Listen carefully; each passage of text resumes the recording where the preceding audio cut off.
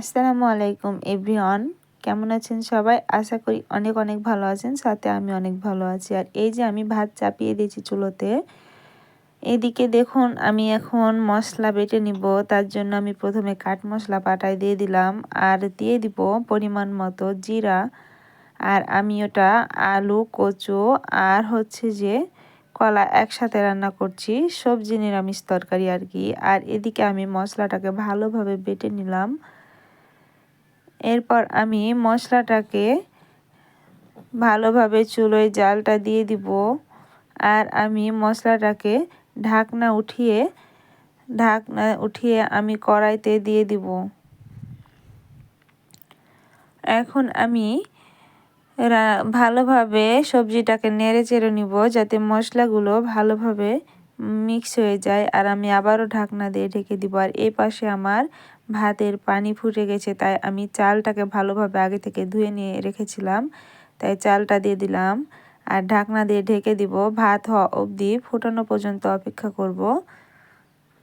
দেখুন আমি কিন্তু মাটির চুলায় রান্না করতে ভীষণ ভালো লাগে, আর আমি খুব পছন্দ করি এভাবে জোড়া চুলায় রান্না করতে।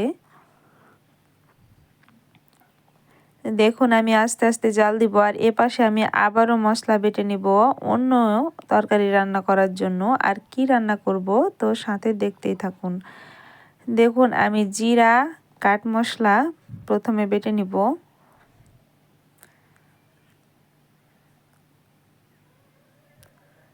আমি হালকা একটু পানি দিয়ে রসুন দিয়ে দিলাম। হালকা পানি দিয়ে প্রথমে আমি ভালোভাবে মিক্স করে বেটে নিচ্ছি। আর এগুলো বাটানো হয়ে গেলে আমি দিয়ে দিব, দেখুন আদা কুচি আর পেঁয়াজ কুচি আমি কিন্তু পাশে রেখেছি। এখন আমি আদা কুচিটুকু দিয়ে দিব। আর আমার আদা কুচি বাটা হয়ে গেলে আমি এভাবে কিন্তু পেঁয়াজ কুচিটাও দিয়ে বেটে নিব একসাথে। আর আমি কিন্তু এভাবে মশলা বেটে খাই, আর আমি খুব পছন্দ করি শিলপাটার মশলা দিয়ে রান্না করলে, ভীষণ ভালো লাগে খেতে। এমনকি আমার পরিবারের সবাই পছন্দ করে।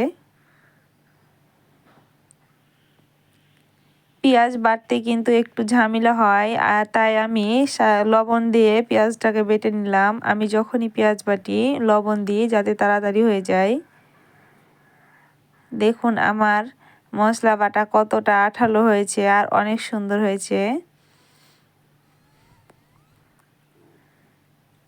এখন আমি পেঁয়াজ রসুন কেটে নিয়েছি তেলে দেওয়ার জন্য। কড়াইটাকে আমি ভালোভাবে ধুয়ে আবারও এই চুলাটাতে আমি কড়াইটা বসিয়ে দিব। আর আমার ভাত আস্তে আস্তে ওইদিকে হবে, সেজন্য আমি ওটাতে উঠিয়ে দিলাম। কড়াইটা শুকনো অবধি আমি অপেক্ষা করব। আর শুকনো হয়ে গেলে আমি কড়াইতে তেল দিয়ে দিব।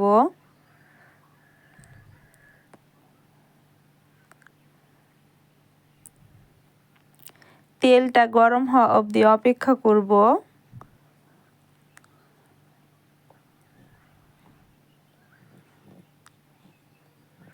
এখন আমি ভালোভাবে পেঁয়াজ কুচি আর রসুন কুচি দিয়ে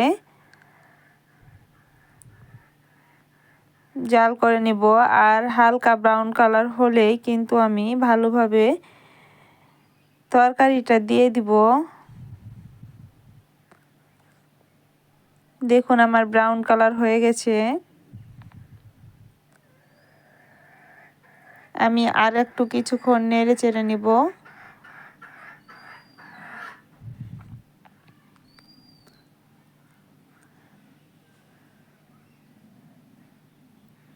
ভালোভাবে না ভাজলে কিন্তু তরকারিটা কাঁচা কাঁচা মনে হবে পেঁয়াজটা। এখন আমার ভালোভাবে ভাজা হয়ে গেলে আমি দিয়ে দিব তরকারিটা। দেখুন দিয়ে দিলাম। আর এখন তরকারিটা দেওয়া হয়ে গেলে আমি আস্তে আস্তে জাল দিয়ে ভালোভাবে আর একটু ঝোলগুলোকে গাঢ় করে নেব। দেখুন আমি কিন্তু আবারও ঢাকনা দিয়ে ঢেকে দিয়েছি। ওই পাশে আমার ভাতটা হয়ে গেছে, তাই আমি ভাতটাতে লাতা দিয়ে নিচ্ছি। এইভাবে আমরা পাটের ফেসা দিয়ে লাতা বানিয়ে পানি দিয়ে মুছে নিই, যাতে সুন্দরভাবে হাঁড়ির গায়ে কোনো কালি না থাকে। আর আমরাকে এটা লাতা দেওয়া বলি।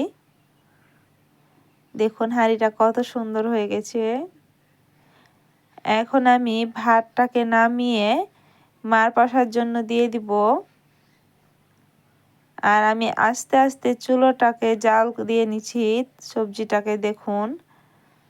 আর এদিকে আমি মার পাশাতে দিয়ে দিয়েছি। আর আমি রান্না করব মাটির নিচের আলু। আর এই যে আলুটাকে আমি ভালোভাবে গরম পানিতে ধুয়ে নিচ্ছি। ভেতর কিন্তু এগুলো আঠালো ভাব থাকে, তাই ওগুলো আঠালো ভাব সরানোর জন্য গরম পানি দিয়ে ভালোভাবে ধুয়ে নিচ্ছি। আর আমি মাছ দিয়ে এটাকে রান্না করব।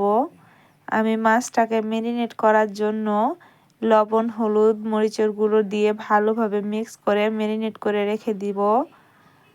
আর এ পাশে আমি কড়াইতে তেল দিয়ে দিয়েছি।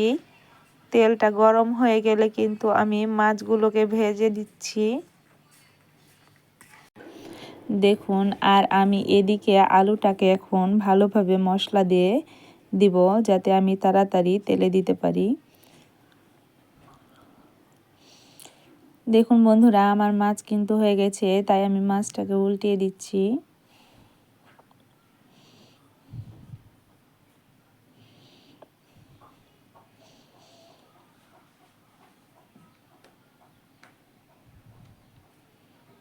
এভাবে আমি বারবার মাছটাকে উল্টে পাল্টে ভালোভাবে ভেজে নিব, যাতে ভেতর থেকে ভালোভাবে সিদ্ধ ভাজানো হয়ে যায়।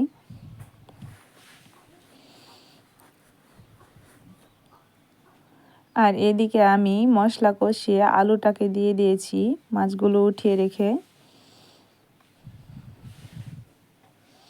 দেখুন,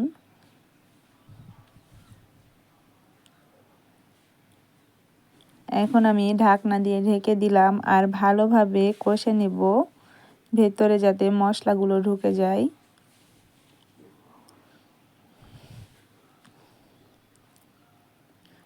আর আমার মতো এই আলুগুলো কে কে পছন্দ করেন অবশ্যই কমেন্টে জানাবেন। আমি কিন্তু আলু দিয়ে, এগুলো হচ্ছে মহা আলু, আর এগুলো দিয়ে আমি গরুর গোশত দিয়ে বা খাসির গোশত দিয়ে খেতে ভীষণ পছন্দ করি, অথবা মাছ দিয়ে।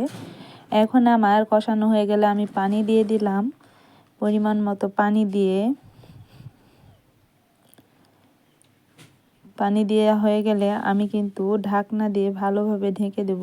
আর এদিকে আমার মেয়ে ভাত খাবো বলে বায়না ধরেছে, তাই আমি ভাজা মাছ উঠিয়ে রেখে দিয়েছিলাম। দেখুন, আমি ওকে ভাতটা দিয়ে দিলাম। এখন আমি আস্তে আস্তে জাল দিয়ে নিব। আলুটা হালকা সিদ্ধ হয়ে এলে আমি মাছটা দিয়ে দিব। এখন আমি মাছটা হওয়া অবধি অপেক্ষা করব, আবারও ঢাকনা দিয়ে ঢেকে দেব ভালোভাবে। তো আমার রান্নাটা আজকের কেমন হলো অবশ্যই কমেন্টে জানাবেন। আর আমি এদিকে ফ্লেভারের জন্য মরিচটা দিয়ে দিলাম। আমি কিন্তু মরিচটা পরে দিই। আমার চ্যানেলটাকে সবাই সাবস্ক্রাইব করবেন। সবাই ভালো থাকবেন, সুস্থ থাকবেন। আসসালামু আলাইকুম, আল্লাহ হাফিজ।